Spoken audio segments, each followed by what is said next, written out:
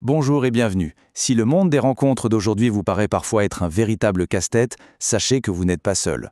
Aujourd'hui, on va décortiquer ensemble un nouveau cadre d'analyse qui promet de mettre un peu de logique dans tout ce chaos.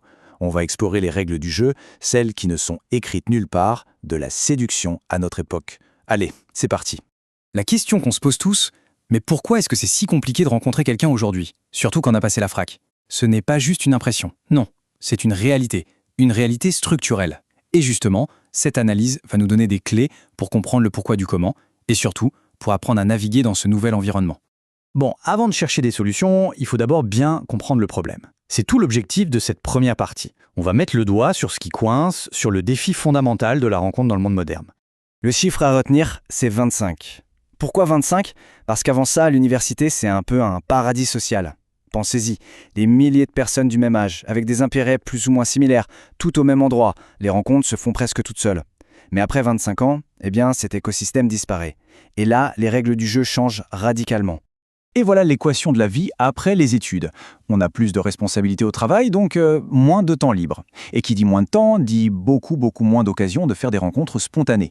Du coup, chaque interaction devient plus calculée, plus complexe. Alors, face à ce manque de temps, à ce manque d'opportunités, qu'est-ce qu'on fait ? On se tourne vers la technologie, bien sûr. Ce qui nous amène tout droit au premier grand pilier de ce cadre d'analyse, les fameux outils numériques qui ont complètement redéfini le paysage des rencontres. Pour vraiment comprendre le jeu, il faut connaître le terrain. Et cette analyse, elle ne se contente pas de dire « allez sur les applis ». Non, elle propose une véritable autopsie des 5 plus grandes plateformes.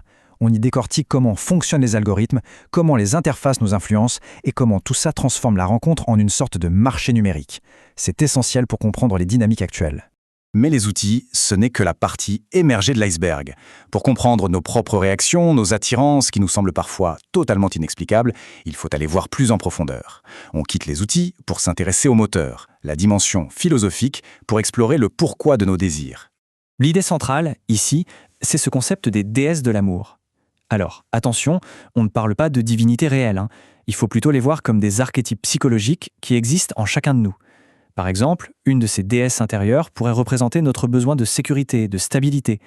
Une autre, au contraire, incarnerait notre soif de passion, d'aventure. Ce modèle sert en fait à cartographier ces forces intérieures, qui sont souvent en conflit, et qui guident nos choix amoureux sans même qu'on s'en rende compte. Ce modèle nous aide à y voir plus clair sur 3 niveaux. D'abord, notre esprit conscient, ce que l'on pense chercher chez quelqu'un. Ensuite, notre inconscient, ce qui nous attire vraiment et qui nous surprend souvent nous-mêmes. Et enfin, nos perspectives personnelles, en gros comment notre vécu, nos expériences, filtrent notre vision des autres.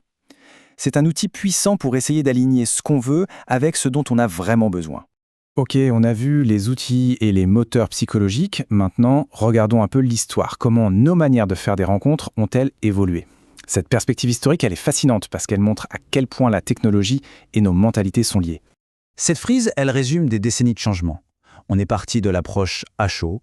En gros, on rencontrait des gens via nos amis, notre famille. C'était sécurisé. Puis est venue l'approche à froid, plus audacieuse, aborder un ou une inconnue dans la rue. Et aujourd'hui, on est en plein dans l'ère de l'approche indirecte. Tout passe par le numérique, par des profils ultra soignés et donc par beaucoup de suppositions. Chaque étape a complètement changé les règles. Et c'est là qu'on touche au grand compromis de notre époque. Avant, l'approche directe était risquée, oui. Le rejet pouvait être public, immédiat, mais au moins l'info était authentique.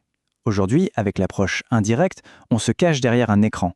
Le risque de rejet frontal est minime, sauf que le prix à payer est énorme. On interagit avec des avatars, des images parfaites, et ça rend le processus beaucoup plus long et beaucoup plus incertain. Bien, on arrive maintenant à la partie la plus piquante de ce cadre d'analyse. C'est un concept qui dérange, qui a très longtemps été tabou, mais selon la source, il est absolument indispensable pour comprendre les dynamiques de pouvoir dans le monde des rencontres. Cette citation résume tout. Ce qui était mal vu hier est en train de devenir la norme aujourd'hui. Et ça va très vite. Des concepts de hiérarchie, de notation entre les gens, qui se chuchotaient à peine, sont maintenant discutés très ouvertement par des influenceurs sur les réseaux. C'est le signe que les mentalités changent, pour le meilleur ou pour le pire. Voilà le concept en question. L'idée, c'est que l'attention dans le monde des rencontres n'est pas distribuée équitablement. Il y aurait un petit groupe de personnes, tout en haut de la pyramide, qui captent la majorité de l'attention. Et en dessous, le reste de la population se répartirait en différentes catégories ou ligues, basées sur un tas de critères physiques, sociaux, économiques. C'est une vision qui peut paraître brutale, mais qui cherche à modéliser une réalité. Attention, il faut bien comprendre l'objectif derrière ça. Le but, ce n'est pas de mettre les gens dans des cases pour les y enfermer. Pas du tout. C'est plutôt un outil d'auto-évaluation. Une sorte de miroir pour comprendre où on se situe, soi-même, dans ce grand continuum de la rencontre. Et en comprenant mieux sa position, on peut alors développer des stratégies qui sont plus réalistes et donc plus efficaces. Et voilà, on arrive au terme de cette exploration. La question finale, c'est celle que chacun peut se poser. Si on combine tout ça, la compréhension des outils, de notre propre psychologie, de l'évolution des mœurs et des dynamiques sociales, qu'est-ce que ça change à notre perception des rencontres? Peut-être qu'en comprenant enfin les règles du jeu, on peut commencer à jouer de manière plus sereine, plus intelligente. C'est une perspective qui, je l'espère, donnera à réfléchir.